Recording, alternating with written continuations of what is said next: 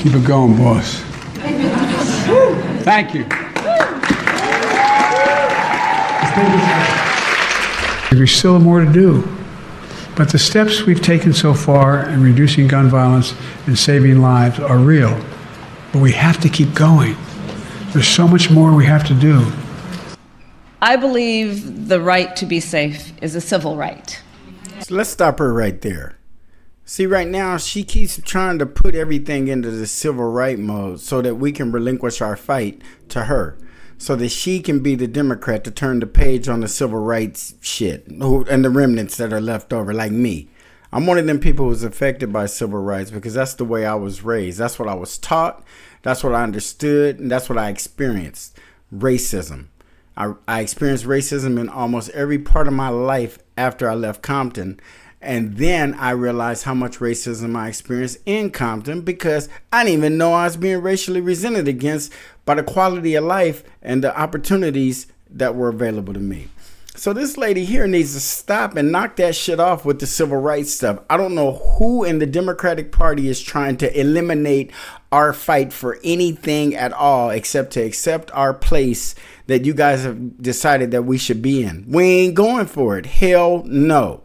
Knock that shit off, Kamala, and talk about your gun rights and talk about whatever kind of rights you want and the safety of America, but do not tie that shit to civil rights.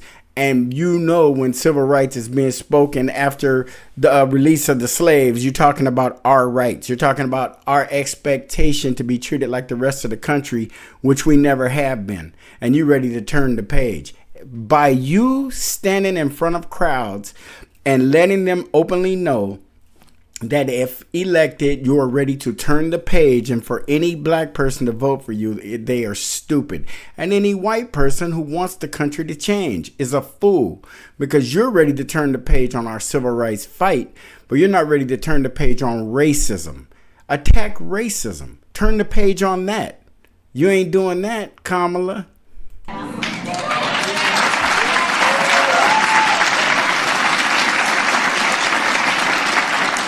And that the people of America have a right, then, to live, work, worship, and learn without fear of violence. So you're ready to extend to the rest of America what you haven't even been able to extend to some of us. You know what I'm saying? How are you going to make it so safe by signing some gun rights act? So now all of a sudden, the people who are killing us have gun license. They're police officers. What are you going to do about that? Does anything in that bill that you just signed, does it have anything to do with restricting the amount of police killings that are going to happen? Of course not. This is just some fluff you're doing for the election. We get it. And by the way, did you guys see Joe Biden? Joe Biden's like, the man needs to be removed. And she needs to take over for now so she can see what it's like to be president for a month or whatever until the election, because there's no way she can beat Trump. And if you dislike Trump the way I do, you understand what I'm talking about. It ain't got nothing to do with who you like or not, but let's be realistic. He over here talking to Zelensky the other day in a tape, and it's just like two old friends standing around talking because Zelensky respect him. And he also know that Trump might win this shit. So he need to stand over there and shut the fuck up. And he's letting Zelensky know this shit is going to end. And he can say whatever he want to say in front of the cameras. But what Trump is telling Zelensky is it's going to end in Russia's favor. Unless the United States wants World War III with Russia. And we might get that anyway. But we need to relinquish this fight and tell Ukraine to figure some shit out. You know, that's something else that we need not to have nothing to do with. And we do understand that the United States is trying to get Ukraine in NATO so they can have a military ally in that part of the world. And Russia ain't having it. Now, fight however long you want. But as long as we understand why we're fighting, I think we should leave Ukraine alone and not try to park that close to Russia with NATO. Because if Mexico joined Russia and China and started allowing equipment to be moved into their country in the form of military bases, I don't think the United States would be too comfortable about it. So we need to talk about the world in real terms and not through the eyes of the Democrats, because we're going to World War III with Kamala, and she is not going to be the one guiding us. She knows nothing about economics, let alone world affairs, as far as war. She has no idea. And she's sitting on a powder keg and she don't even know it. They're about to make her the president of a potential war in the Middle East that could be worse than anything we've ever seen. And a potential war in Ukraine where if she wins, what we're doing over there is going to continue. That's just the way it is. If I had my choice, I would prefer for all that stuff to be settled down. I would prefer all this talk about civil wars in the United States to go away. But you know what? You cannot continue to be the racist country that we are and expect people to get along okay. And when you get a guy like Trump out there kind of making people feel a little more comfortable with being white again. Because there was a time it was almost shameful to be white and they felt bad about it. And then they say, wait, and then you want to tell us about how horrible we were as slave owners? They want to turn the page. No one wants to see that shit. I understand that. But it needs to be seen and dealt with, and then we can move on. We need to move on. We do. But we need to move on appropriately and not just for people's comfort level. That ain't happening. Including gun violence. And yet, our nation is experiencing an epidemic of gun violence. Yep. And it is a false choice to suggest you are either in favor of the Second Amendment or you want to take everyone's guns away. No, you don't, Kamala. But anybody out there who owns a gun, and it's, you know, what is everybody, all the white guys in the country on? A lot of Mexican shit, a lot of men. They really into the assault rifles, the ARs and those things.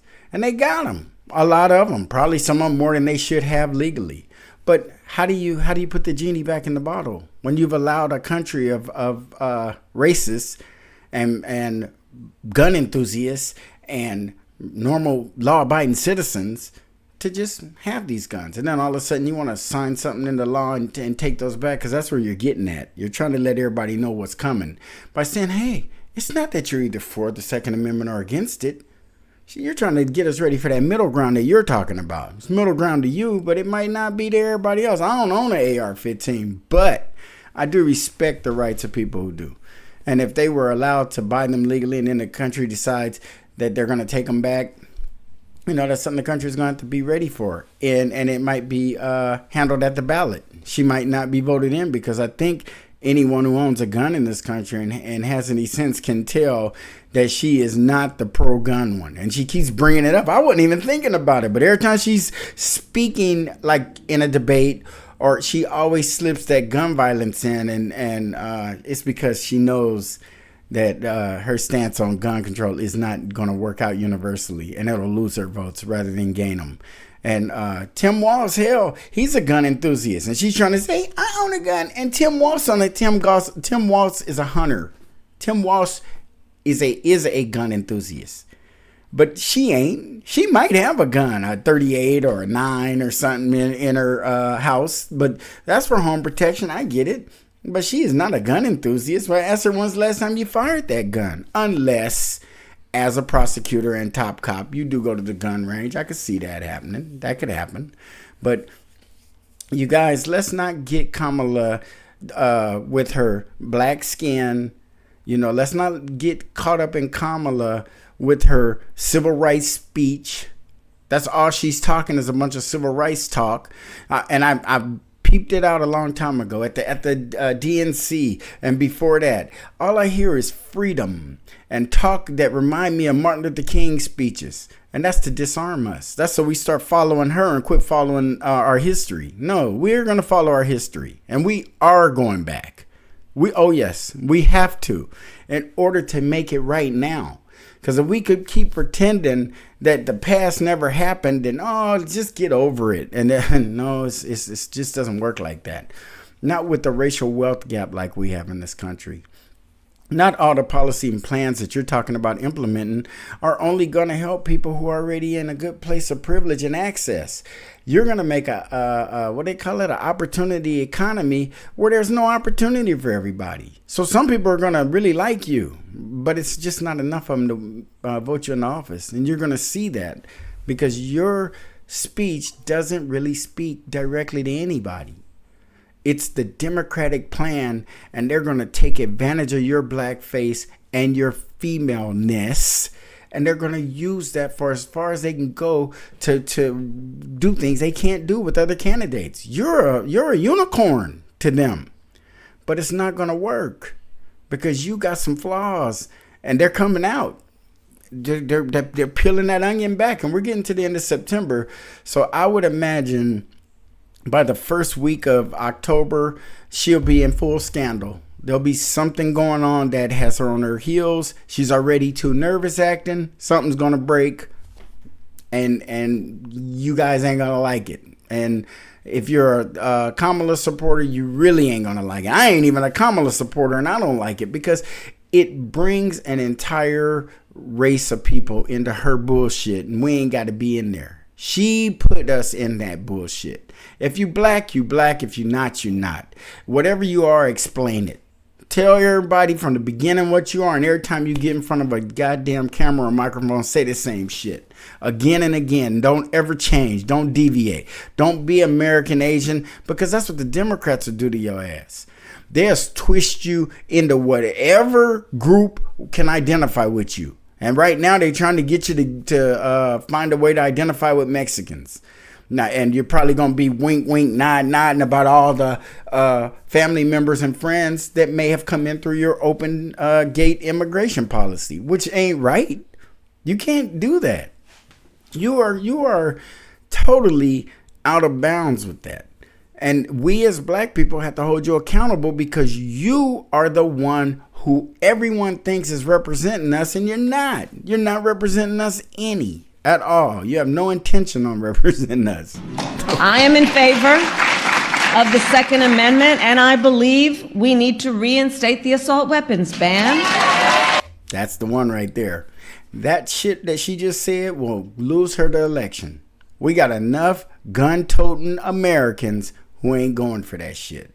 They don't trust what she might do in office or what Trump might do in office, and they feel they got to take matters into their own hands to protect their family and themselves. And you have legally allowed them to arm themselves, and I would like to see you legally disarm them. I don't think that's going to happen. You won't be in a position to do that because you will lose with that kind of talk, and you just don't get it. The gun owners and all these other groups aren't like black people. A lot of black people are giving you way more credit than you should be getting. In 2019, when you ran, they didn't support you. A lot of them who were just crying tears and defending you like they are blood related didn't even support you. They were supporting other folks back then. That damn Bernie Sanders and Biden. And you know it. Yeah, well, you got out the damn race before the new year. So, yeah, you knew you weren't doing good. And we now act like you just been the homie forever. We love you. Oh, Kamala. No, it's never been like that. And it ain't going to ever be like that because we've had a abbreviated election by design. Anybody who thinks this shit hasn't been orchestrated knows. You guys see Joe Biden. He can't even go sign a bill into law without looking like a person who is not capable of being the president of the United States. He does not look like a person who needs to be sitting in that chair, pick up his glass of water, be fluent in his movement and his speech. He's moving like he has some cognitive impairment and some physical impairment. And she's cool with that. With the plan they did on us, with the short abbreviated election, missing the primary. See, people quit talking about the stuff that's important. We did not have a primary for the Democrats, or she would not be standing there. The Democrats might have a chance to win had they put someone forward. It would have given that Kennedy, who I don't really like or know very much about, except he kind of, got some very interesting ideas that some people like, enough to disrupt an election. So at least let him run as a Democrat. Let him stay in good terms with his family and just do it the right way. And then you, Kamala, or you, Joe, defeat him. But if Joe had defeated, which he wouldn't have, but if Joe had won that Democratic primary, then blanked out on us, then this will make a little more sense. But he didn't have an open primary. He was trying to shut that shit down. And I don't appreciate that. I like the democracy to run as best it can, being on the bottom of it. Being on the bottom of it, you just want any break that you can get at any time. And as long as you guys are doing crooked stuff and running with a person who is willing to be whatever Kamala Chameleon is that is the best name they could have given her. Chameleon. She'll be whatever you want her to be. Whatever she lines up to the females. She lines up with the blacks. She lines up with the, and if you haven't noticed, she's a AKA. She's in a black sorority. My point exactly. Maybe the black sororities need to start screening people better. Maybe we need to really let people in our sororities who really are descendants of African American slaves. If you come to America as an African from Nigeria and you want to join a black sorority, maybe you shouldn't be allowed to. That should be something that's for descendants of slaves.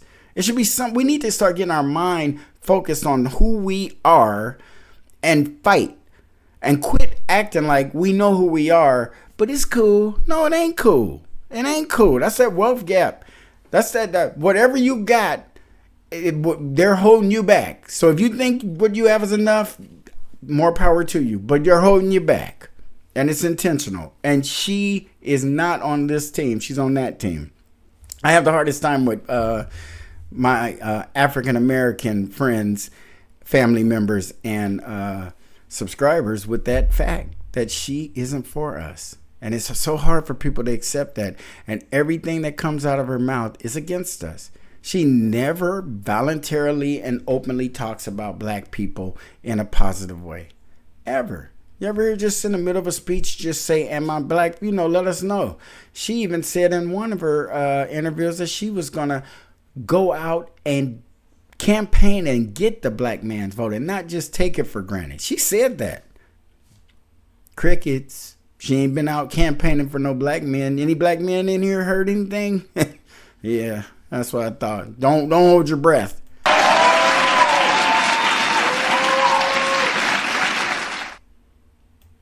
And they clap for her. They love her. She's everything that they think she is. But I'm telling you, when the more we know about Kamala, the less we like her. And I honestly do believe that she's one of those candidates that they thought they were going to be able to slip by us. Obama had a little more substance to him. He had a little more charisma. He had probably a little more discrimination happen to him too, because he looked like a black man. I mean, and he is, don't get me wrong. It's just that his blackness comes from Africa and not from our slavery. His ancestors in America are the oppressors like hers.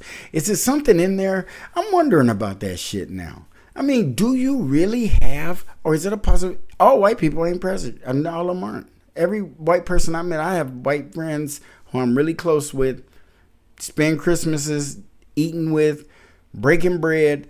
But the one thing that I trip off of is how some white people just have inherent racism. And it's like they don't like you for a personal reason, but it's not a personal reason. It's just because of the way you look or because of who you are. So what I'm asking is, can some of that be in Kamala? Can some of that be in Obama? Is that why they can pretend to be black? Because man, when you black, it's a level of love and belonging that they don't display. They don't act like, they proud to be here. They act like it's a means to get them somewhere else. They're utilizing the inferiority of being black and the racism and the oppression of our story, because it's not even their story, but they tell it better than most black people I know. It's not even their story. And I don't think that Kamala should get up there quoting our story as fluently as she does, only to let us down at the end by saying, oh no, I'm not going to do anything for you specifically. Are you crazy? She says those words because she means it. She's letting you know, I know who you are. But you ain't getting nothing out of me, and don't expect it. So when you vote for her, just like she's telling you, don't expect it. And that's a fact. Like, comment, share, and subscribe, and I'll see you guys on the next one. Bye.